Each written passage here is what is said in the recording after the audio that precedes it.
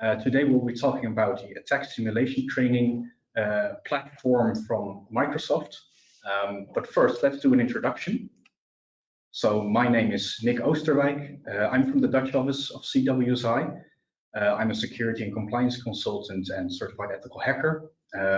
So I try to focus on security in a very broad sense, from testing security to implementing security and to make sure organizations are compliant to regulations. I have 7 years of experience within the industry, and with me is Tim. Yeah, thank you, Nick.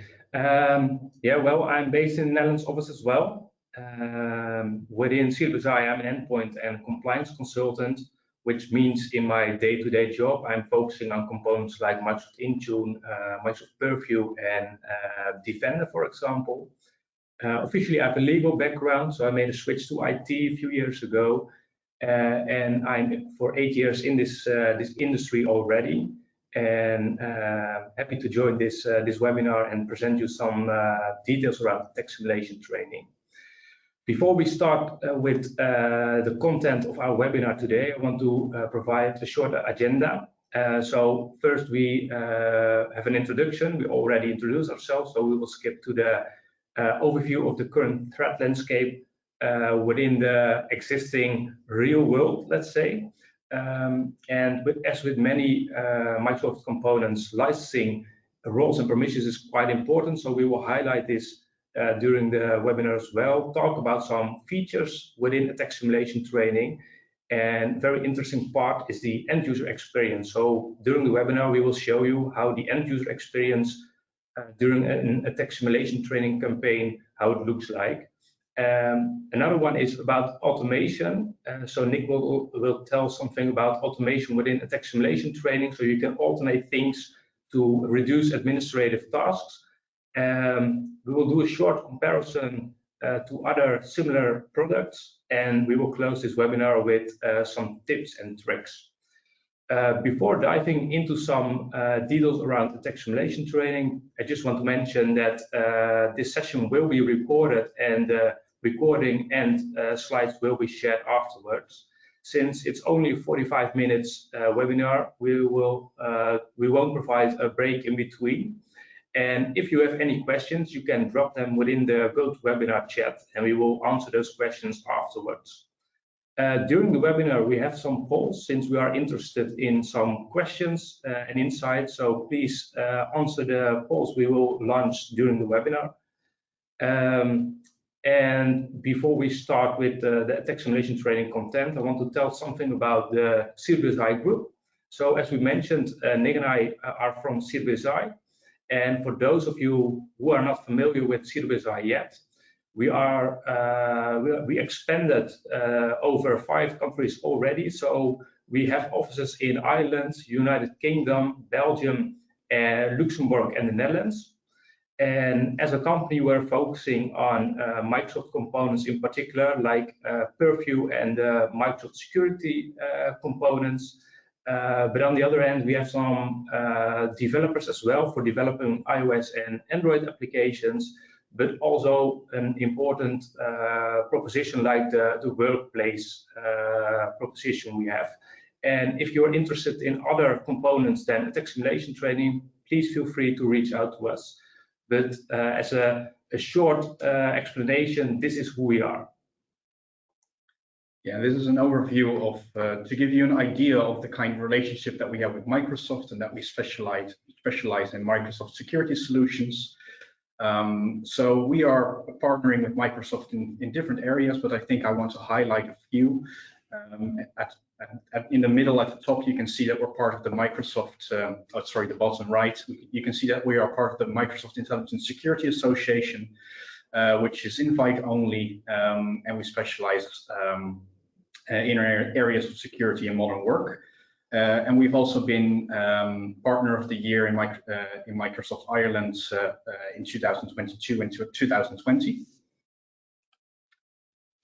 So like Tim said, we first want to start with an overview of the threat landscape to give you an idea about what threats there are and why attack simulation training or security awareness training in general is very important nowadays. So just to get one view, one grasp from the Microsoft's digital defense report about phishing, you can see here that 25% of phishing attempts is successful, which is a huge amount if you look at the total amount of attempts of phishing attempts that are done every day. And 42% of identity attacks even is successful. So phishing is very important, is a very important way for hackers to get access to data and to organizational assets. So Microsoft's approach to secure business is actually comprised of many different solution areas. So it's pillared, right? Yeah. So you have a lot of different pillars: identity and access management, of course, threat protection, cloud security, all the way to things like information governance and insider risk management.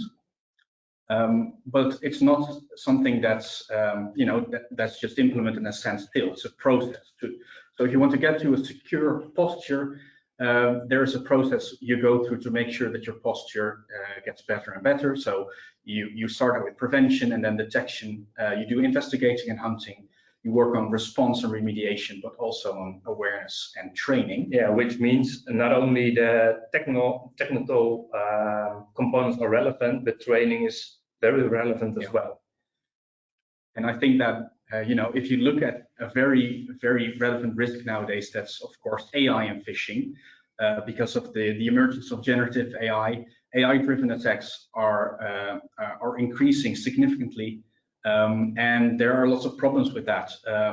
For example, accountability becomes challenging because it's harder to pinpoint who is responsible for a phishing attack. And that gets even worse when you look at automation, like automated phishing and social engineering attacks. That can be done nowadays with AI to create realistic voice and speech synthesis, automate phishing campaigns, generate fake videos, manipulate social media platforms. So I think that awareness training for employees is very important, especially since phishing attacks get more sophisticated with the use of AI. So today we will talk about the attack simulation training platform from Microsoft. And that is a part of one of the many different security solutions that Microsoft provides. And here we have an overview of the different solution areas that Microsoft has. And attack simulation training is part of Microsoft Defender, more precisely Microsoft Defender for Office 365 P2. So what we are wondering, the first question to you is, attendees, we want to know, are you already using phishing simulation tools within your organization right now? So please allow a few moments for this poll and we will proceed afterwards.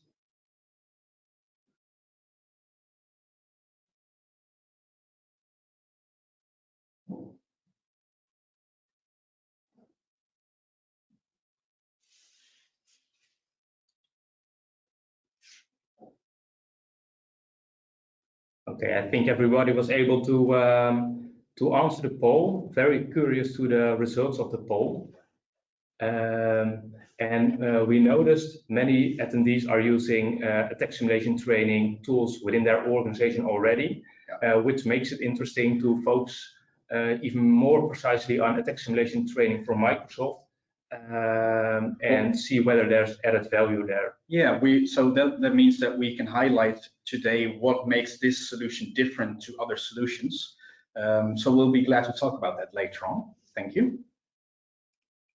So before showing some experiences around end user experience, how it looks like for the end user, just want to highlight some things around licensing and roles and permissions, because they are important to administer the tool itself within the Microsoft security stack, but also the possibility to start using this attack simulation training tool based on licensing.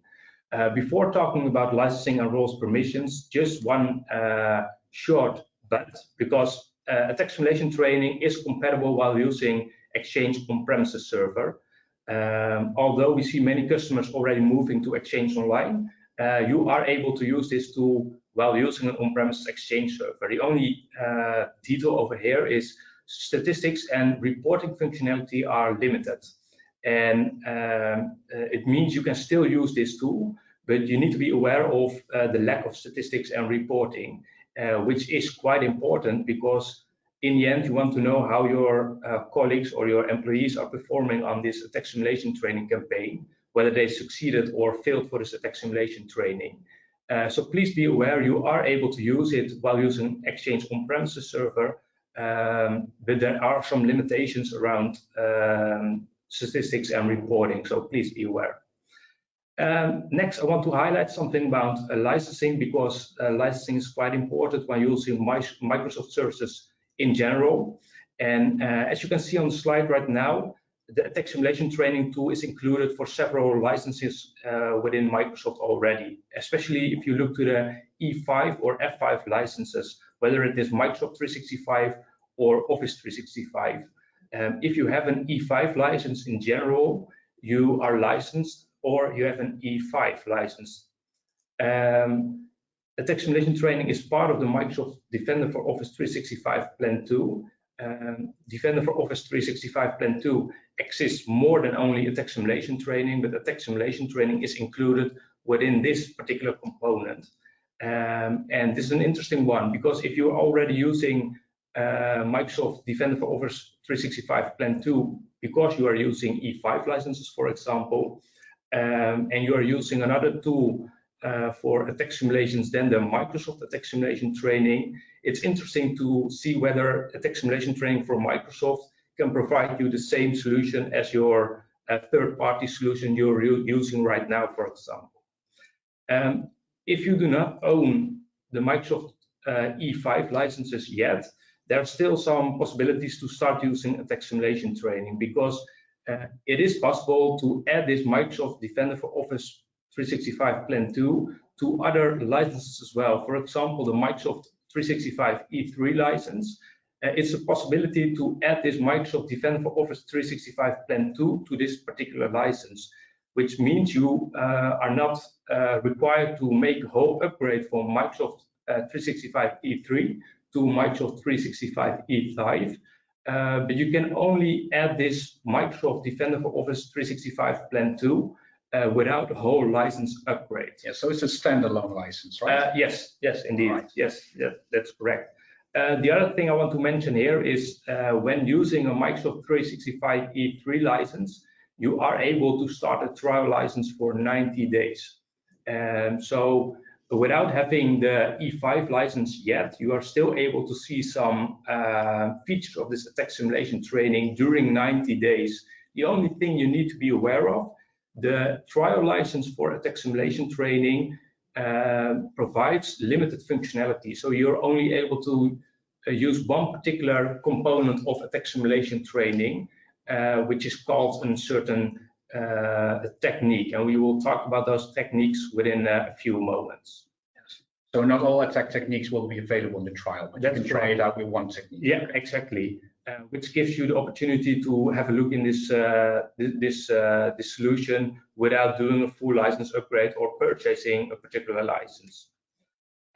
Next, I want to discuss something around administrative roles, because during administration of attack simulation training, you need certain roles. And as with many solutions within Microsoft 365, the global administrator role will be sufficient to administer the attack simulation training tool. But there are some roles specific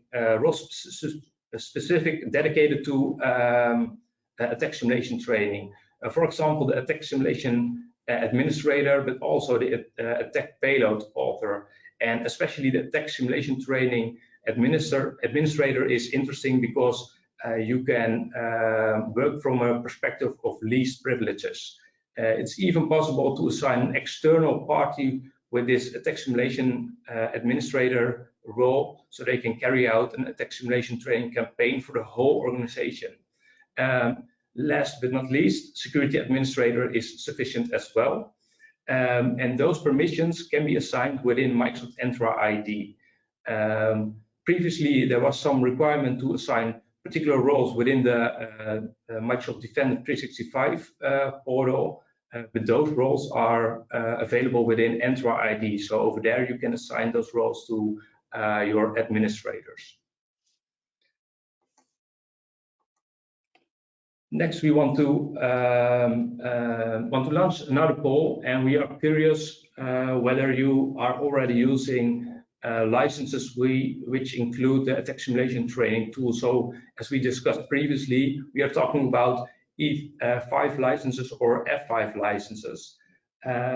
So we will allow a few moments to ask the attendees to answer this poll, and yet again, we are very curious to the answers.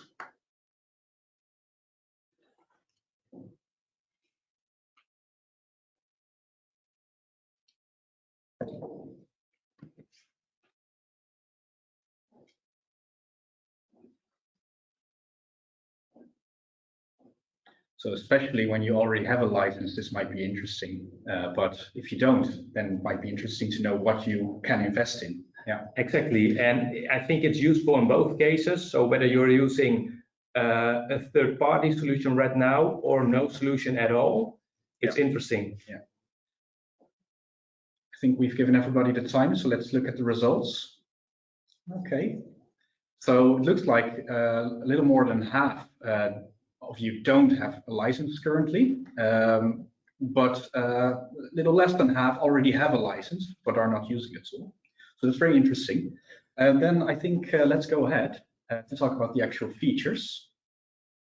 So the features I want to highlight at a very high level first.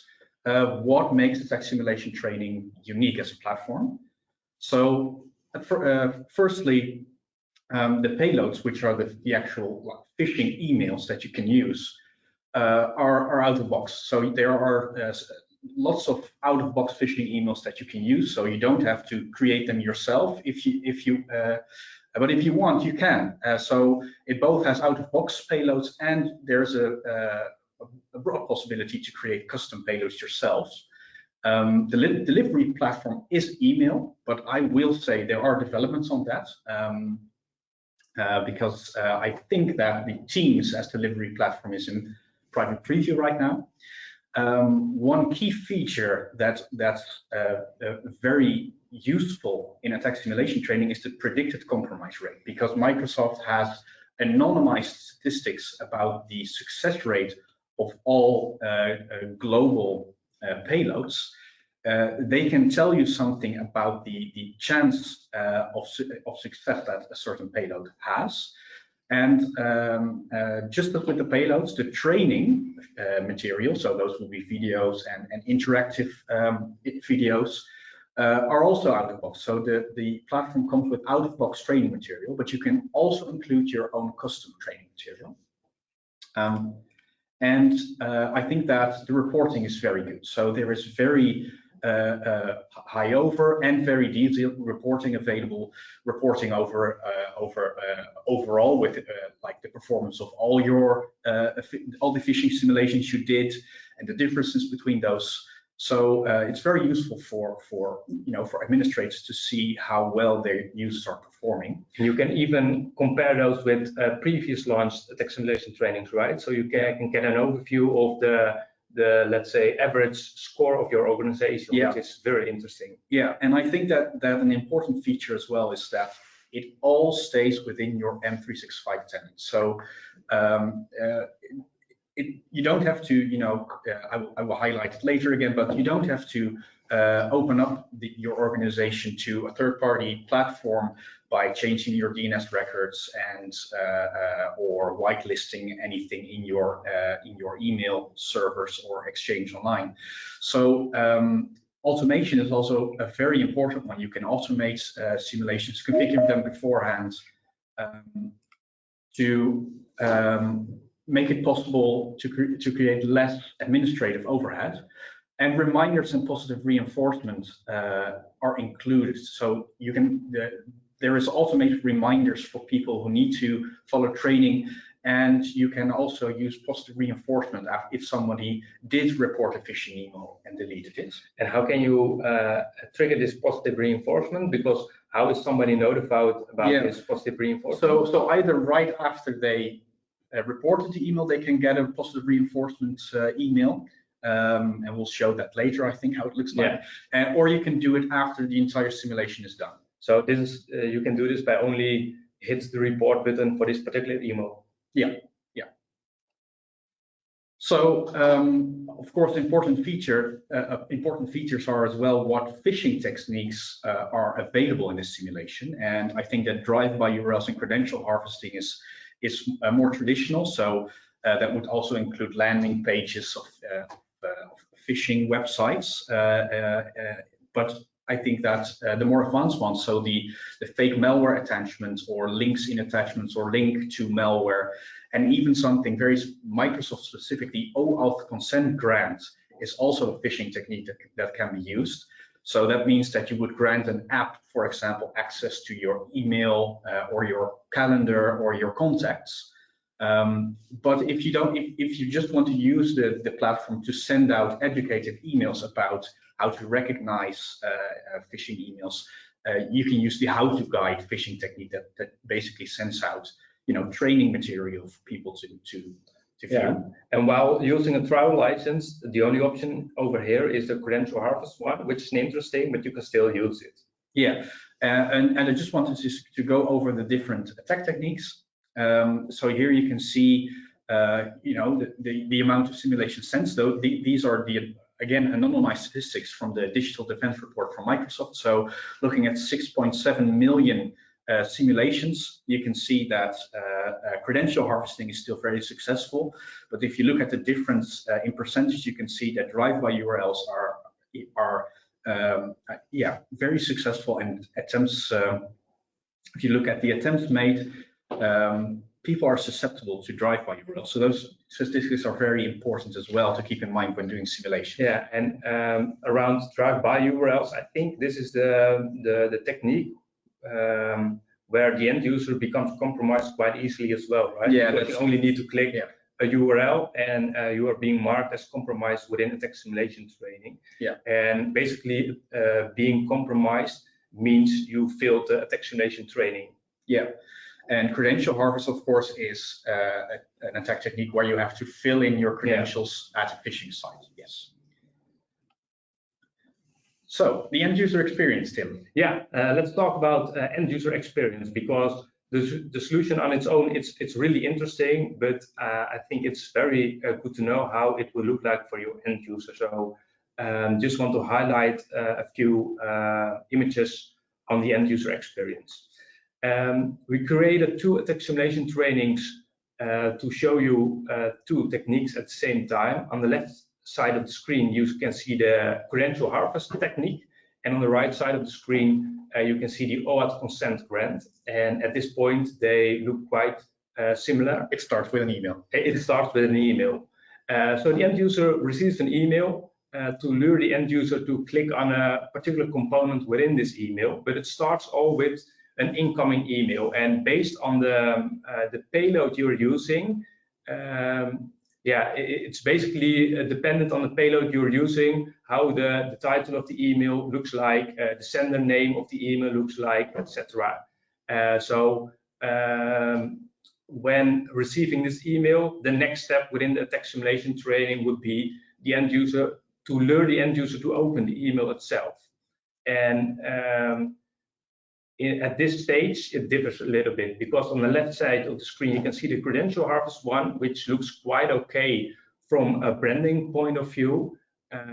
So the end user might think this is a legit email from Microsoft, for example, or Microsoft Teams. On the right side of the screen, we're using a payload which focuses on OAuth consent grant, and it basically asks the same, or tries to lure the end user for the same purpose. Just click the link within the email. But the next stage differs a little bit, because on the left side of the screen, it's about credential harvest, which means the end user is asked to provide credentials over here. And it's good to mention that nothing like credentials is stored at this stage, because everything is flushed straight away. So Microsoft is not storing actual credentials at this stage, or let's say, page, because the end user might enter real credentials over here, since they are thinking it's a legit email and they are just asked for credentials, and there's a good chance they will provide even credentials, but they are flushed immediately. On the right side of the slide, you can see the OAuth consent grant page. And at this stage, the end user is asked to provide certain permissions for this application called Microsoft Outlook, which looks quite realistic. And for this, it's only required for the end user to click on accept. And at the moment they provided credentials or clicked on the accept button, the end user is, let's say, phished or compromised. And at this point, the next stage of the attack simulation training will take place. So after being compromised, the end user receives a phishing message, which means the end user is notified about the fact they are part of an attack simulation training, which was carried out by the internal IT team, and they failed for this training. And for the phishing message, it's the same as the payloads. There are a few out-of-the-box phishing messages, but you are able to provide a custom phishing message yourself to inform the employee he or she is phished and what's next. And what's next is interesting as well, because at the same time, the end user is informed about so-called indicators. And those indicators, they differ compared to indicators which are available within, for example, Defender for Endpoint or Defender for Cloud Apps.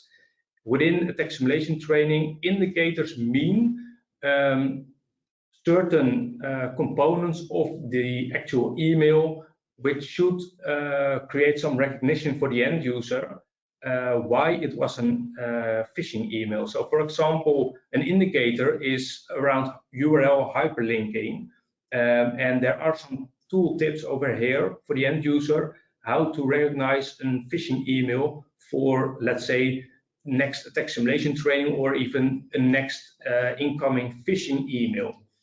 And on the left side of the screen, it's about URL hyperlinking. On the right side, it's about generic reading, so how you can see whether it's something not specific pointed to you as an individual. Yeah, and then of course the next step, when you know you've been part of a training or part of a simulation, I mean, and you failed, then of course you go ahead and need to do some training. Yeah, which is optionally, to be honest. Yeah. Yeah, we do recommend to assign training. Yeah, so you'll get an email to go to the training, or you can schedule it. And if you don't do it within a certain pre-configured time, you'll get reminders as well, reminding emails to do the training. So after you go ahead and click on go to training, here are two examples of training materials. So at the left side, you will see basically a video that users get to watch about phishing. And at the right side, there is a more interactive video that they can view. Yeah, sure. So on the left side of the screen, it's a non-interactive one, and on the right side, it's an interactive one. And Nick will talk about this at the next slide. Yeah, exactly. So here you can see that on the left side, it just explains what were the identifying things about the phishing email that you could look at to see if it was a phishing email or not. And at the right side, it will ask questions where you need to make decisions, like click on the link or ignore and don't click. And then after that, so at the left side, you can see that after the video and the information, there's a quiz that you have to fill in. And of course, you need to make the quiz. You need to pass it. You need to pass it, sorry. And then on the right side, there's still more interactive view about indicators of phishing. And then, of course, if you did report the phishing email and you succeeded in the phishing simulation, you'll get a positive reinforcement email like this. So thank you for reporting a phish. And just as I said before, you can get this either directly after you've reported or when the entire simulation is finished. You can configure that beforehand. So another poll. Are you using automation in your phishing simulation campaigns? A lot of you already deployed phishing simulation or security awareness training solutions. So we are wondering if you're already using automation before we go ahead and talk about that a little.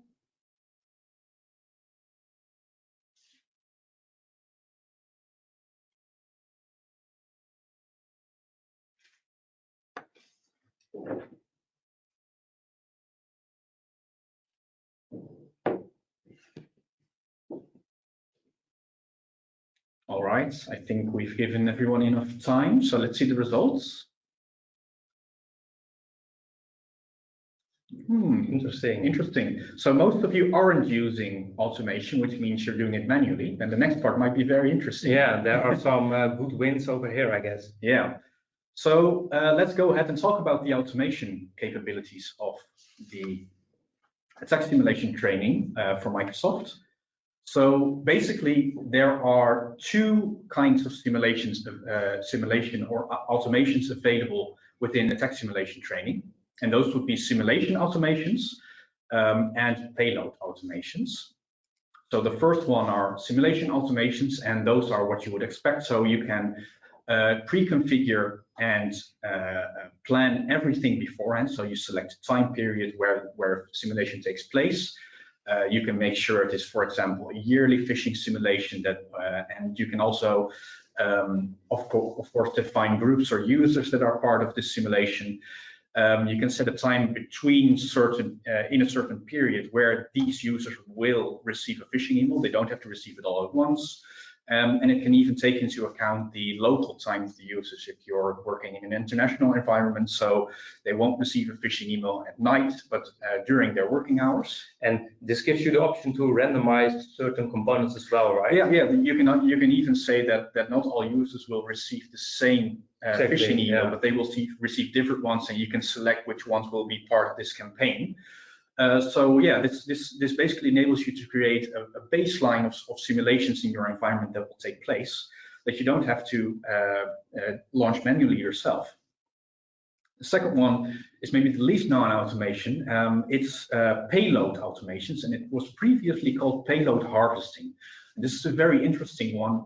If you're interested in creating custom payloads, so custom phishing emails, because this is one of the main advantages that this entire platform is included in the same license as the phishing protection of Defender for Office 365 Plan 2.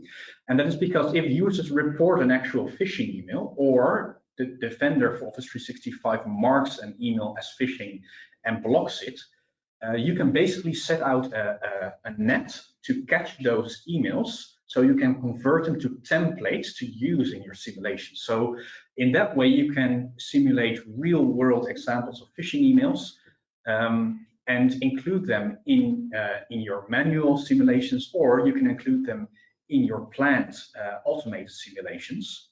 So users will receive emails that resemble actual phishing emails. Of course, they will every link and email address will be changed, so it will be converted just to a template, and nothing dangerous remains. So this easily expands the out-of-the-box payloads, I guess. Yes, exactly. And you can configure,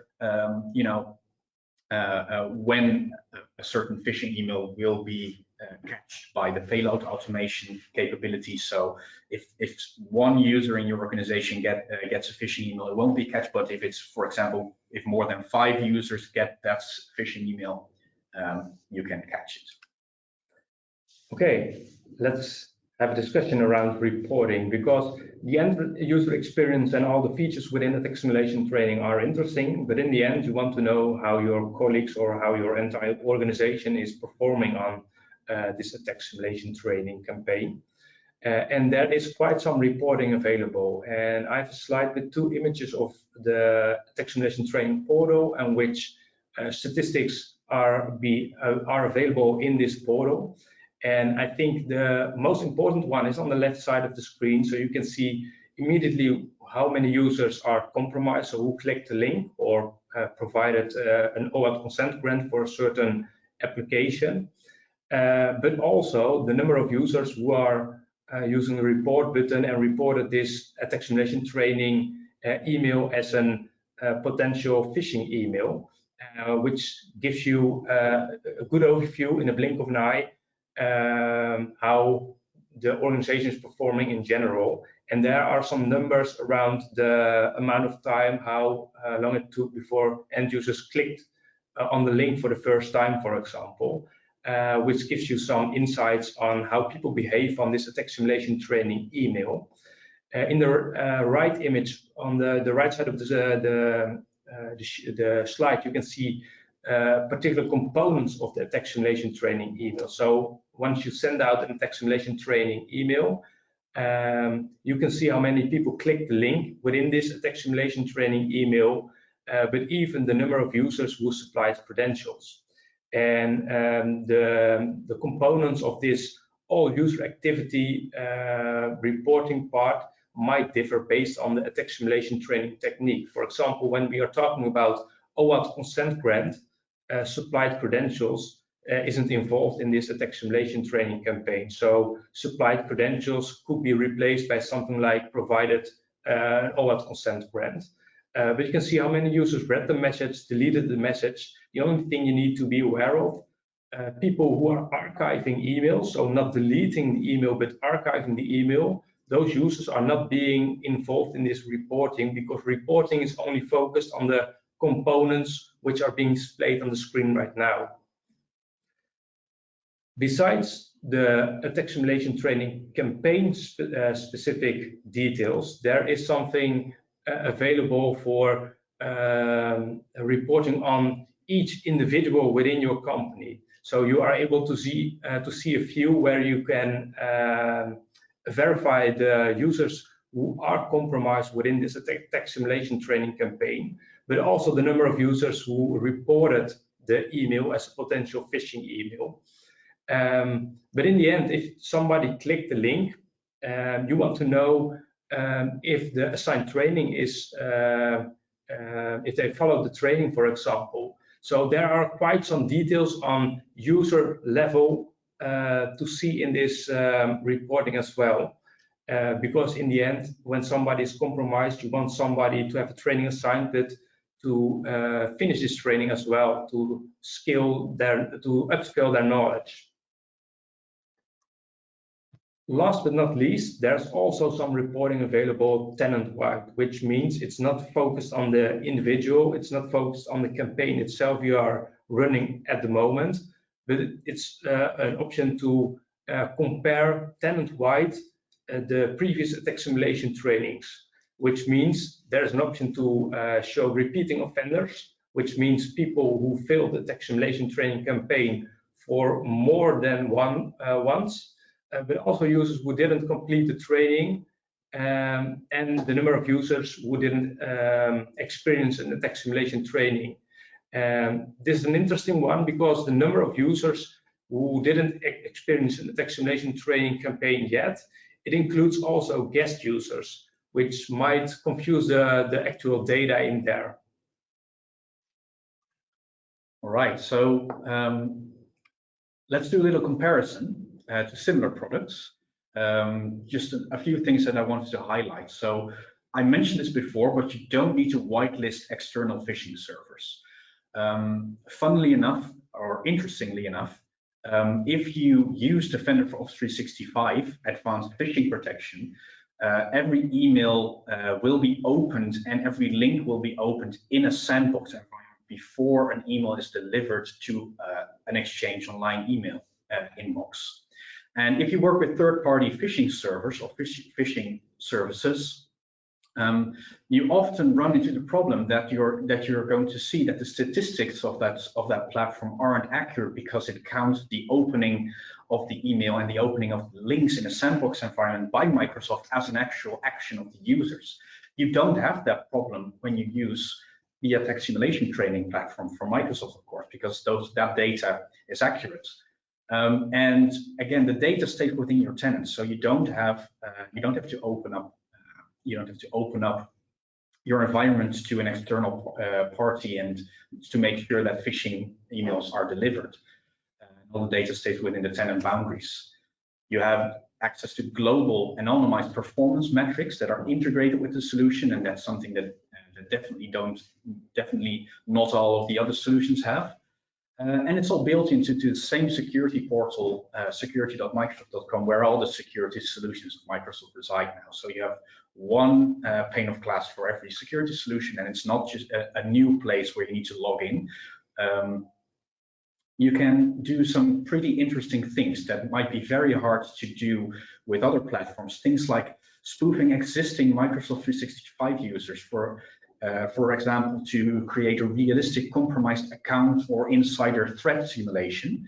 And it offers an out-of-the-box experience. You have a lot of out-of-box payloads and training material, but you can also make it tailor-made to your organization, the simulations and the training material. So let's go ahead to the tips and tricks then. Yeah, I think we discussed quite some topics already. So we would like to provide some tips and tricks while using a text simulation training. And one of the tips and tricks is please be aware while using a third-party solution for mobile threat defense, for example. This might cause some confusion because when using, for example, MTD solutions on mobile devices and not using a Defender for Endpoint from Microsoft on mobile devices, this third-party MTD solution might mark an incoming email as a potential phishing email, or it blocks this phishing link within this phishing email, which might confuse the statistics within the text simulation training tool. So please be aware of this. Yeah, Microsoft knows it's a phishing email, exactly. phishing simulation email, but your other threat defense solutions don't know that. They don't know that, and they might even do a good job because they are preventing the end user for reaching out to this particular URL. But it can, confuse the text simulation training statistics. Another one is around Teams delivery platform. As Nick mentioned, the primary delivery platform is email at the moment within the text simulation training, which means all the text simulation training campaigns are carried out by sending an email to the end user, which means everything is around emailing. Teams as a delivery platform is in private preview right now, and we hope this becomes available within the near future, so you can carry out even text simulation training campaigns while using Teams instead of email, which is quite interesting and relevant at the moment.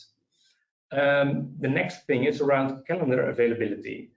It's useful to benchmark all your employees, all individuals. So when having a company-wide meeting, so every member of your organization is included in this company-wide meeting, and at the same time launching a text simulation training might confuse the reporting as well, because everybody is spreading word of this, running a text simulation training when somebody finds out this isn't a text simulation training, which is a good thing on its own, because employees warning each other for a real phishing email is not a bad thing on its own. But on the other hand, you want to benchmark each individual. So please be aware of calendar availability as well. I hope I don't have to explain this one, but don't exclude your C and D level colleagues from an text simulation training. And I'm mentioning this because we see this happening quite often, but you want to test those high value targets as well within your organization. So please include them instead of excluding those colleagues in a text simulation training campaign. Yeah, you could even create specifically, automated simulations for that C and D level employees or colleagues that might be more of a spear phishing email, right? Exactly. So, yeah, that's an interesting one as well.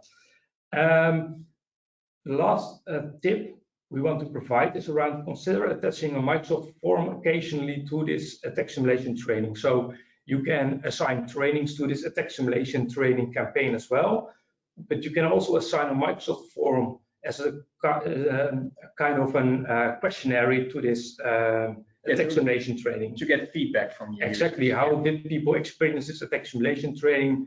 Do they have some tips and tricks around launching the next text simulation training, for example? All right, so now we're at the question stage, and I don't think I see any questions in the chat. So if you have any questions afterwards that you want us to answer, please reach out, because we're glad to talk about this. Don't worry, this is not a phishing test. This is not a questioning test. You can book a one-on-one with our security experts if you scan this code to get more examples of how this tool can be used than the ones that we showed, or if you want to know how difficult it is to implement things like that. So please, if you scan the QR link, the QR code, then you can book a meeting with our security experts. And then the last thing is to thank everyone for attending this webinar. I hope you learned something, and we could share this hidden gem with you, especially those that already have a license and are already paying for this solution and aren't using it. I hope this gives you insight into what you have available to you. And for those that don't have access to this feature from the security stack of Microsoft yet, I hope we could show you the value of this. And please remember that it's also included into a license where other things are included as well. So the advanced phishing protection and advanced ransomware protection that are part of Defender for Office 365 Plan 2 are included into the license as well. And you have this phishing simulation training platform included there. Yeah, so thank you for joining. I want to say thank you to our host from today, Margot behind the screens, and we hope to see you at the next webinar. Thank you for joining.